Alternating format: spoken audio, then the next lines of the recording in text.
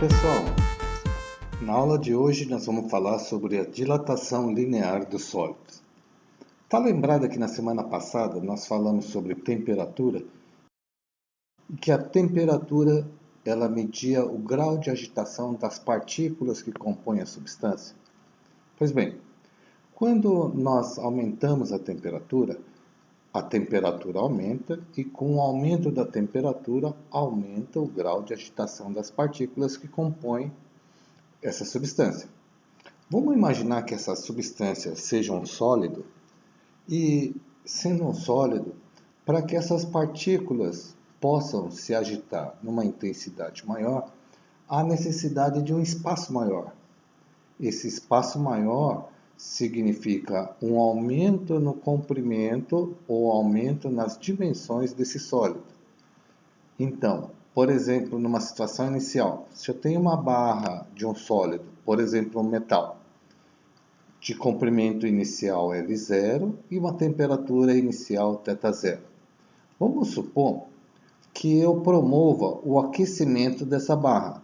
Quando eu promovo o aquecimento dessa barra, as moléculas que constituem essa barra, elas vão começar uma vibração numa amplitude maior, fazendo com que essa barra ela aumente de tamanho. Esse aumento de tamanho, que é chamado de ΔL, corresponde ao tamanho final menos o tamanho inicial. Então, esse aqui é o ΔL. Então, ΔL é igual a L menos L0. Comprimento final menos comprimento inicial. Esse ΔL que é chamado de dilatação.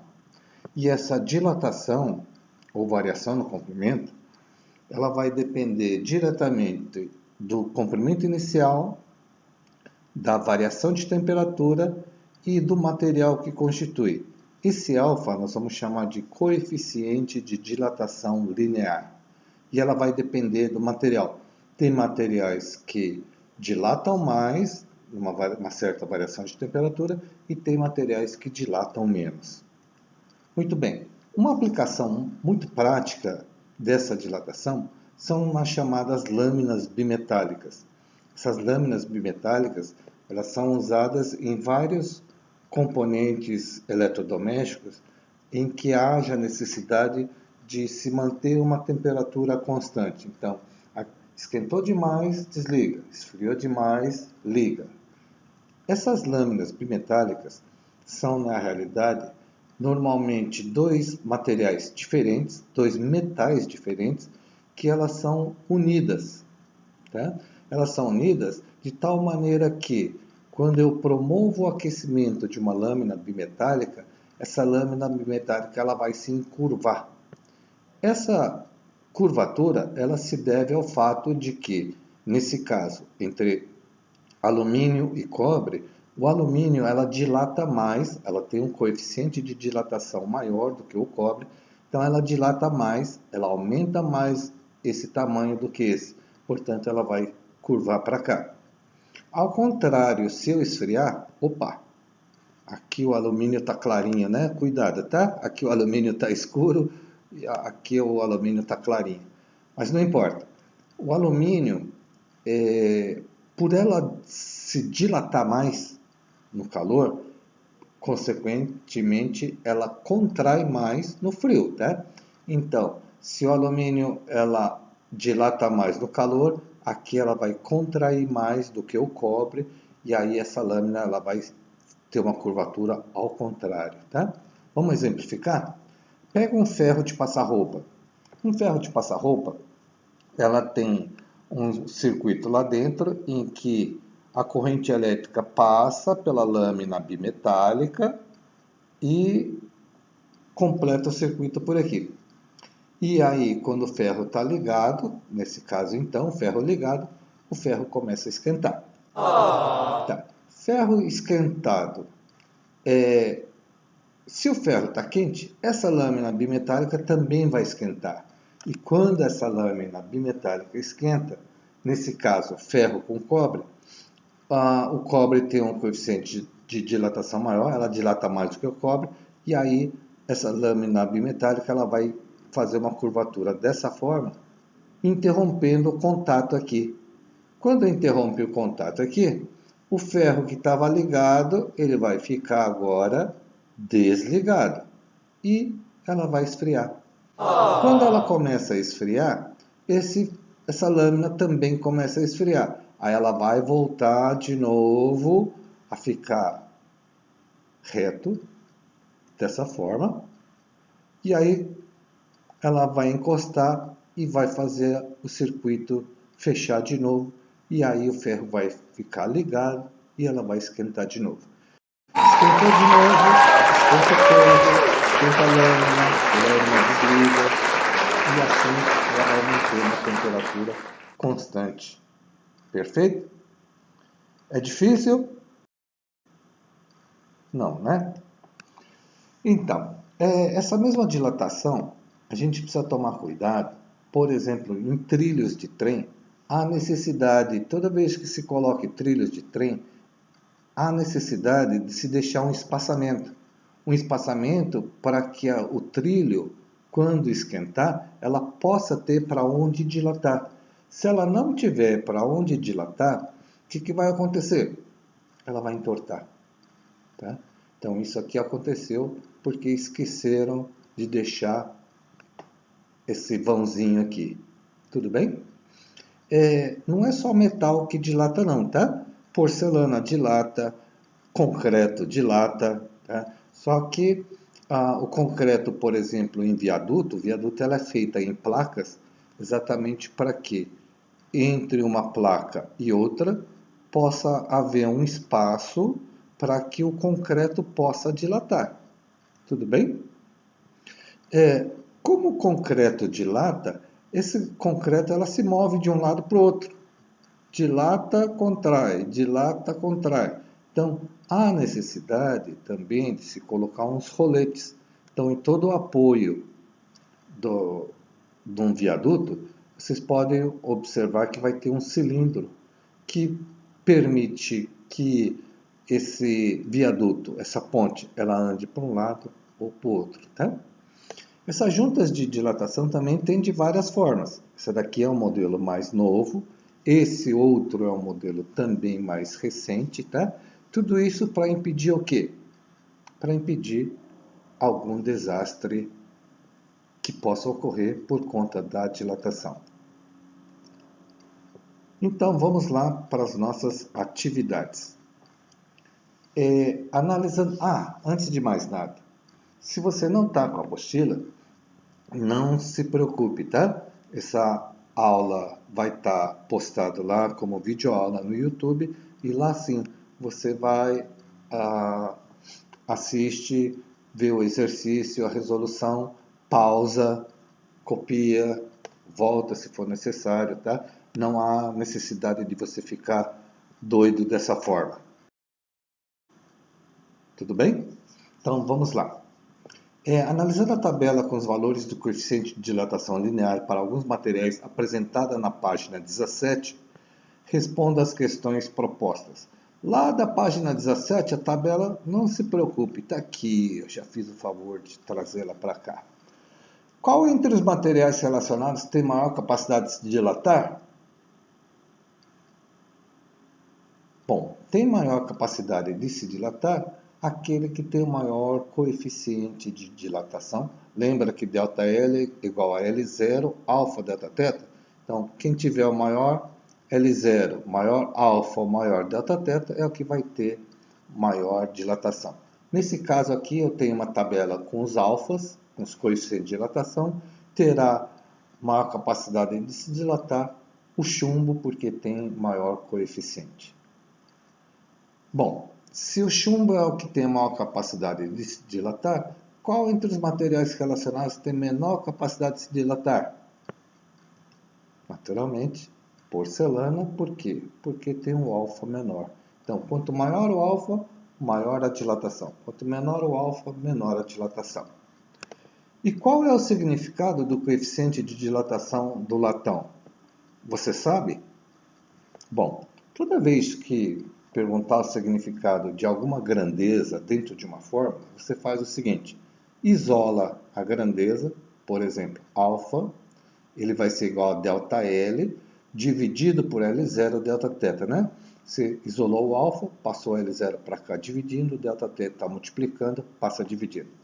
E aí você faz o seguinte, o alfa, por exemplo, o chumbo. O alfa do chumbo é 29, significa o quê? Aí você coloca 1 em todas as grandezas. Significa que o chumbo, ela vai dilatar, isso aqui é dilatação, né? Ela vai dilatar 29 vezes 10 a menos 6 metros por cada metro de chumbo para cada 1 grau de variação de temperatura. Tudo bem? É isso aí. Uma barra feita de latão, com 2 metros de comprimento, é aquecida sofrendo uma variação de temperatura igual a 100 graus Celsius. A. Calcule a variação de comprimento da barra. Moleza. Comprimento, a variação de comprimento é a dilatação. L0 alfa delta θ. O delta L, L0 é 2. O alfa, 20 vezes 10 a menos 6, que ele fala que é feita de latão. Você vai naquela tabela da página 17. E o delta-θ, a variação de temperatura, é 100, fazendo as contas, ΔL igual 4 milímetros. Tranquilo? Fecha o caixão, segue enterro.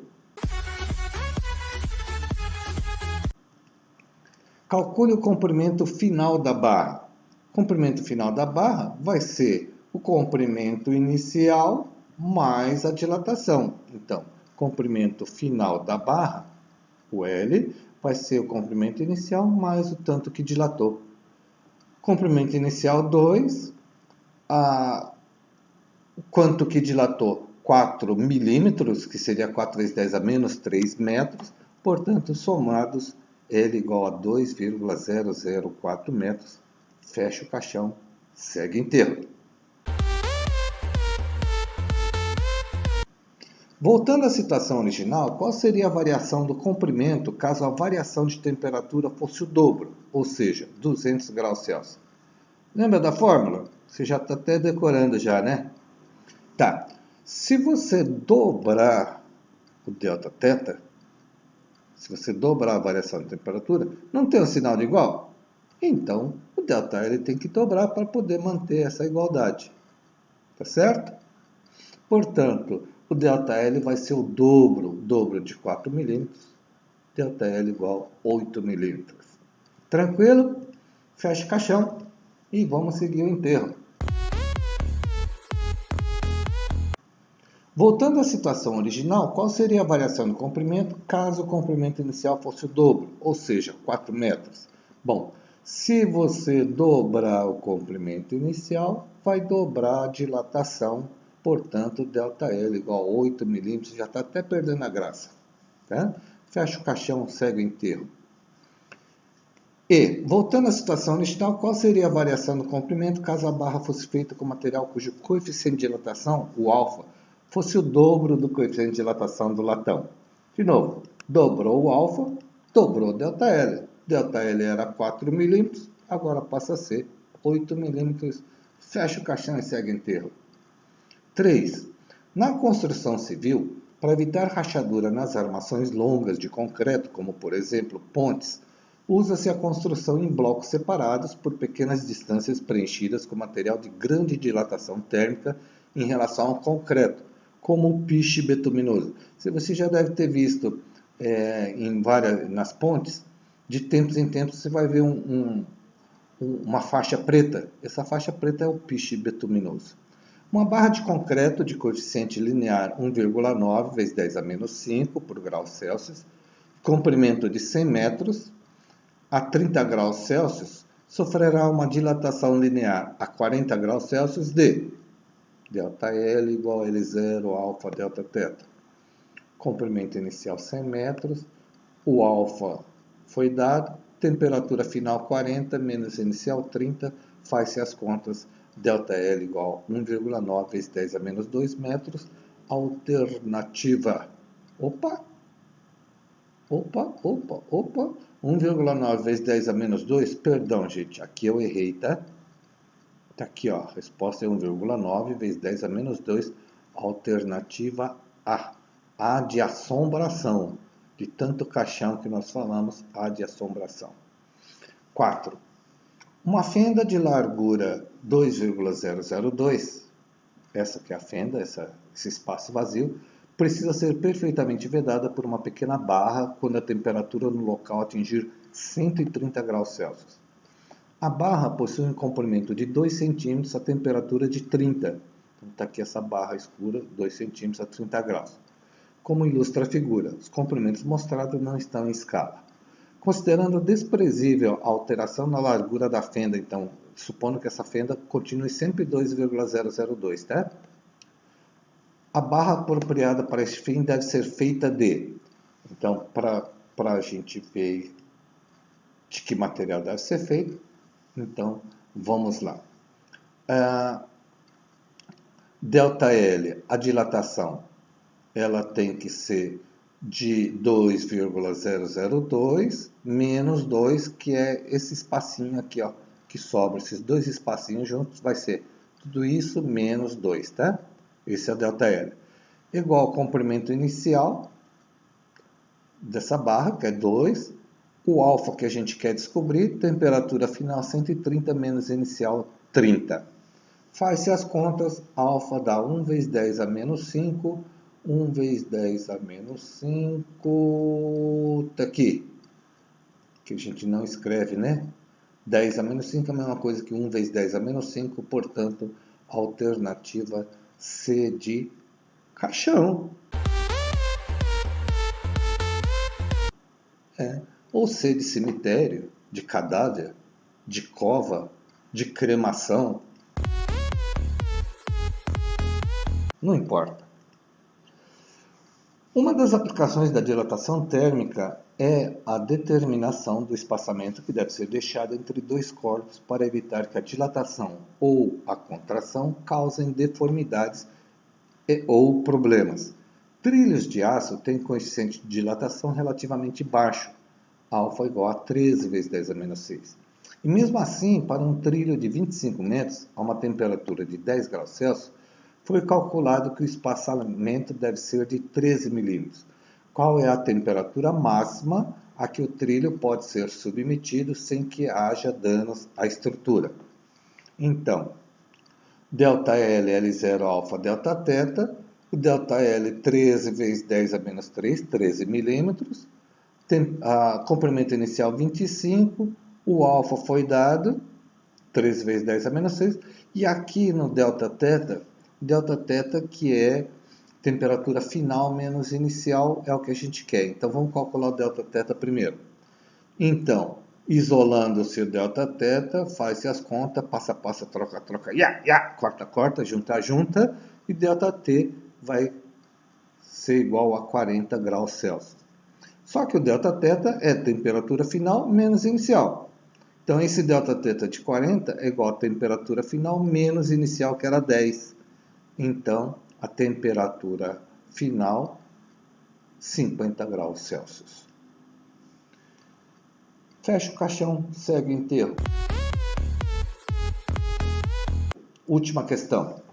Um incêndio ocorreu no lado direito de um dos andares intermediários de um edifício construído com estrutura metálica, como ilustra a figura 1. Em consequência do incêndio, que ficou restrito ao lado direito, o edifício sofreu uma deformação, como ilustra a figura 2. Com base em conhecimentos de termologia, explique por que o edifício entorta para a esquerda e não para a direita. Bom, você sabe? Não sei. Olha, se aqui o incêndio aconteceu do lado direito, então o calor da chama vai se propagar por aqui, então esse lado vai aquecer mais, portanto ela vai dilatar mais do que esse lado que não tem fogo.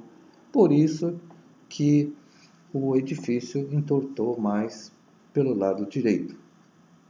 Tranquilo, né? Gente, então vamos lá. Exercícios para entregar até o dia 9, até a semana que vem. Nesse e-mail, continuem utilizando esse e-mail, está dando muito certo. E exercícios da hora do estudo. Como vocês são lindos, maravilhosos, apenas esses 4 exercícios. Tranquilo? Qualquer coisa, me procure no WhatsApp. Até semana que vem. Tchau, tchau.